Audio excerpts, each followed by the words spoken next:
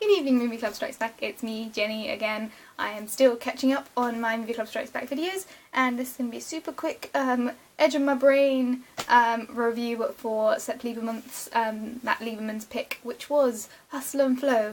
And my quick review for this is, it was an interesting film. I enjoyed it.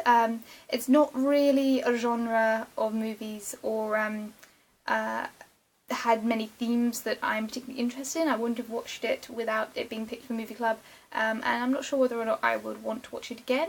I did enjoy it. The acting is really good throughout. I mean, I can't fault the acting. I can't really fault the direction at all. I think the direction's really well done.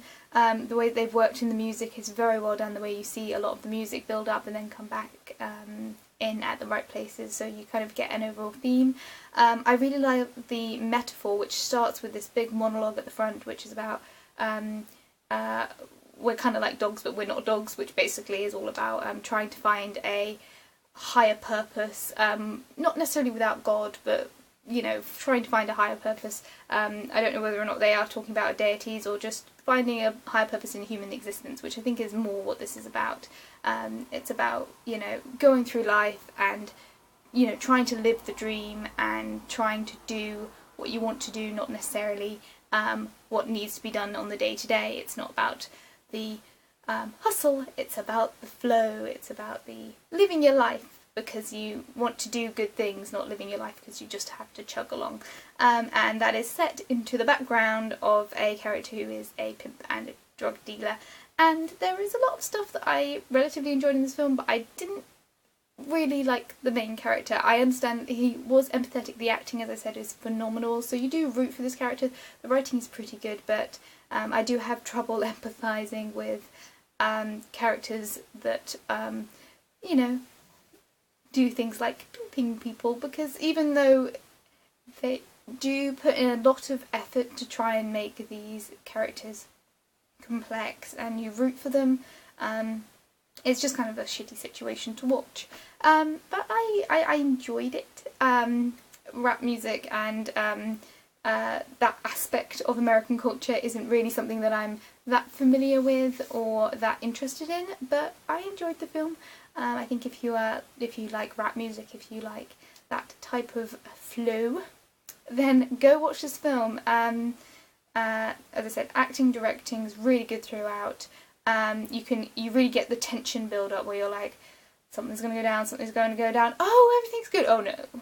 And it's a really good. It's almost like a musical. It is basically a musical because there are basically songs that tell you what's going on in the story. It starts with this massive monologue.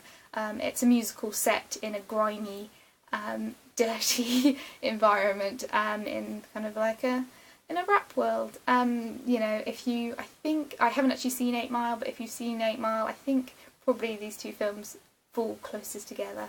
I wouldn't mind seeing a review for both of them put together because I think they're probably quite good companion pieces as musicals which don't actually feature, you know, your classic musical moments. I enjoyed it. I thought the romance aspect was really sweet. I really like how they built those two characters up, really built their relationship, and yeah, it was an enjoyable film, so thank you for the pick, Matt.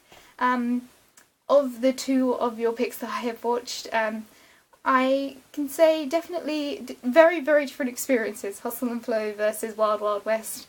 I think if I were to watch another one again, I'd probably watch Wild Wild West. But again, not really my genre. It's a great film, but not really my genre. So if you're really interested in this culture, please go watch this film. If you're not that interested, you know, watch a couple of trailers, see how you feel.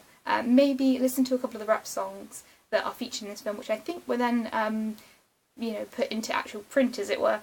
So listen to some of those songs. If you like that, watch this film. If you don't particularly like those songs, then you're probably not going to be that interested in this film.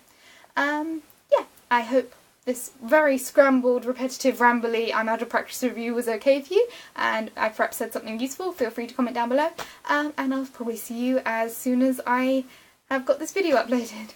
Bye guys.